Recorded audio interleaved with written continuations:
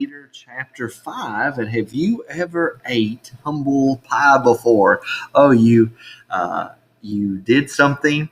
You thought you knew exactly how to do it, and then you just ended up falling on your face, and perhaps you made a big deal about that you knew how to take care of it. And then it was quite clear you were wrong. Humble pie tastes terrible. Oh, but it is so good for us.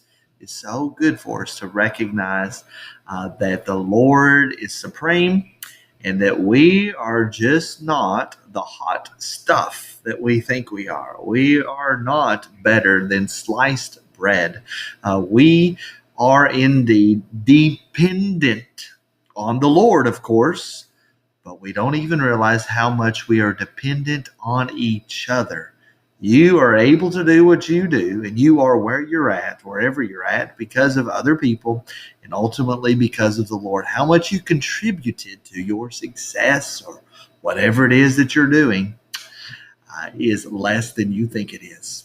It's less than I think it is. Humble pie. So we would be wise to begin our days, begin our years, begin our weeks by remembering that we are dependent on everybody else around us. And this is exactly what Peter is trying to drive home at the end of his letter.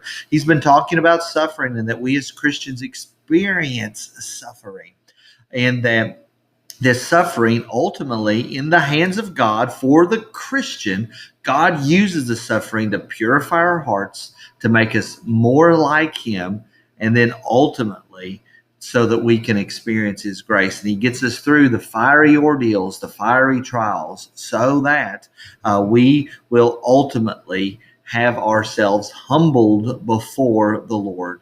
The things and trials that come into your life, Satan means them to trip you up, to tempt you, and to cause you to sin. God wants to take those same trials and actually use them to test you and show the work of God in you and bring your soul to a place where it is golden and it is purified. So let's look at this verse right here. Verse 5 says, "Likewise, you who are younger, be subject to the elders." A good command here, to be subject to the elders. Now, this is in contrast, or this is in context of the elders, the pastors, the overseers.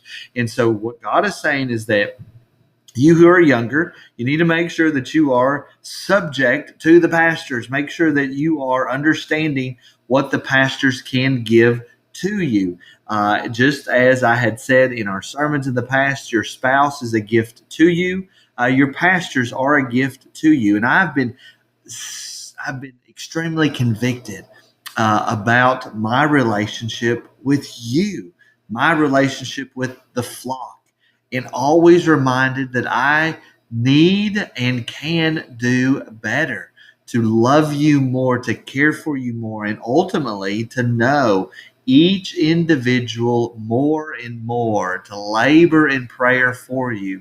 I want to do it more, and I want to do it even more on an individual basis.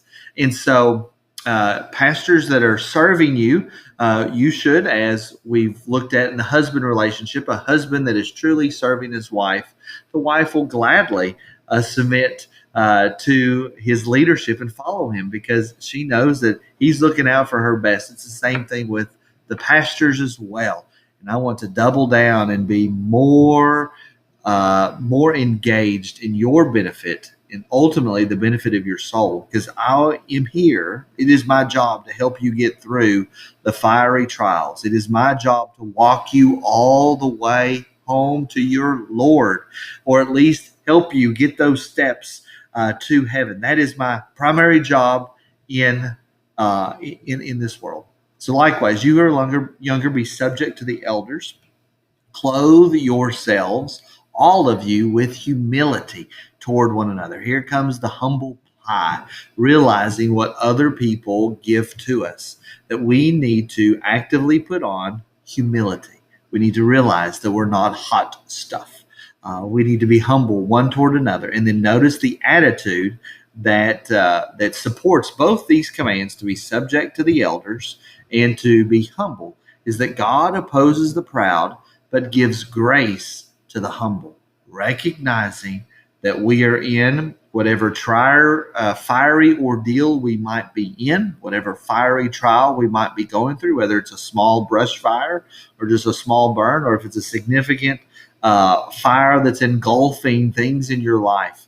Either way, we those situations humble us, in that we want to humble ourselves under the hand of God.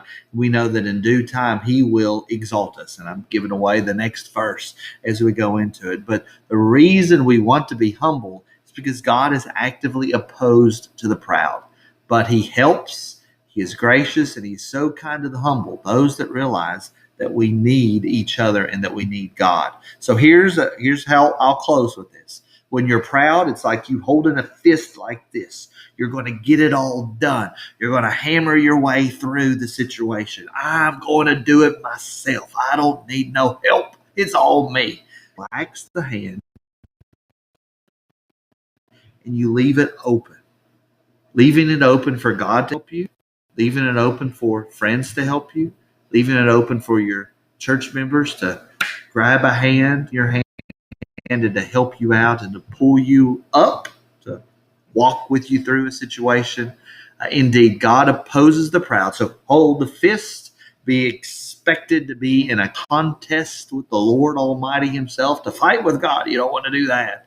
But be humble, open the hands with the Lord. That has been a blessing to you. I hope you don't eat too much humble pie, but why don't we do it?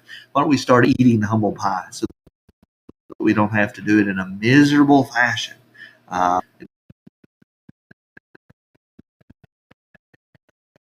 Next video.